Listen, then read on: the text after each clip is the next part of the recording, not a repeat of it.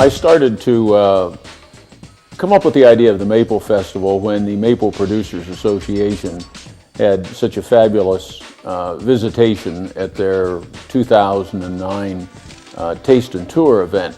It was reported they had about 3,000 people here in Edinboro, and I thought, well, gosh, that's a good crowd. We should have a destination event here. There should be something else for them to do. But I needed help in putting a project together like this because I'd never established an event and started from the ground up.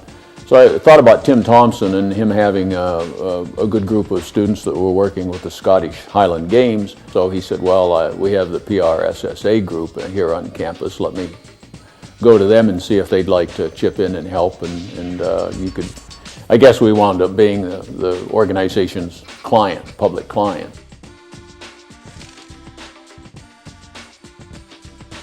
It was nice. I was able to go to both the PRSSA meetings, and then we had separate meetings. In between that time, it was the students were really great in providing the available information they had, giving me suggestions. We got ideas on what we should do, what we shouldn't do, better ways to approach ticket sales, how to do the promotional material, advertising, layout. It was just like having a good, it was like having a representative of a business there to help get this project completed. They worked with me, you know, it was, we just worked together as a group. It wasn't sort of a boss, you know, employee, or, you know, either way you work about it. It was just, let's sit down and figure this out, and this is how we should do it best. We used the expertise of the group in contacting the news organizations. I had a small list, but I would have had to have written a letter and probably sent it out by mail or at least by email, but I'm sure that what came from PRSSA was much more professional than what I could have done. We also had good assistance in the organization. We needed, I knew we needed some kind of a logo, we needed some kind of a tagline. I don't have any really expertise in doing that computer-wise, so the organization was able to come up with that necessary promotional material. Your guys did the logo, did the tagline, put the program together, laid out the tickets so that I could take that and have it. So it was all of the material that generated from the promotional part of it was a real asset.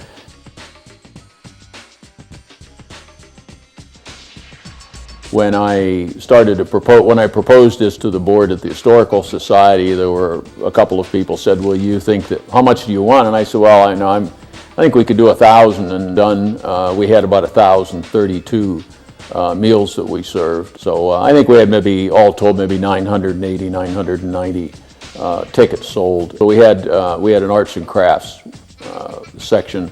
We had 14 vendors who came, and music. That was the third thing. I wanted something going on in the background, you know, just a big hall with people eating and a lot of noise, and people commented on it. Several people said how interesting it was, how nice it was to have that background music in there all the time.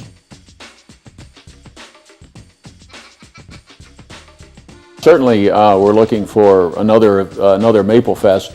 I billed this one as the first annual Edinboro Maple Festival, and I had several people comment, well, how can you have a first annual Maple Festival? And I said, well, because we're going to have a second and a third and a fourth. You know, I was that confident that we were going to start numbering them. So yes, we've already established the date, and I certainly hope that PRSSA will be able to be available to help us with this next festival. We need PRSSA's help again next year for the second Maple Festival.